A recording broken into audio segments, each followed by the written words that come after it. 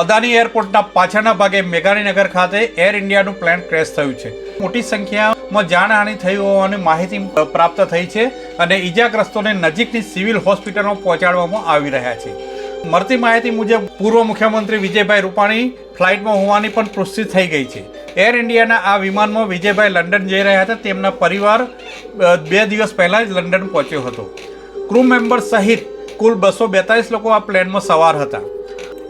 મળતી માહિતી મુજબ બીજેમ મેડિકલ કોલેજની હોસ્ટેલની બિલ્ડિંગમાં આ પ્લેન અથડાતા તેમાં રહેતા 20 જેટલા મેડિકલ સ્ટુડન્ટ પણ આ હતાહતમાં મૃત્યુ પામ્યા હોવાની જાણકારી મળી રહી છે. હજુ આંકડો સ્પષ્ટ થયો નથી. પ્લેનમાં 50થી વધુ વિદેશી મુસાફરો પણ સવાર હતા.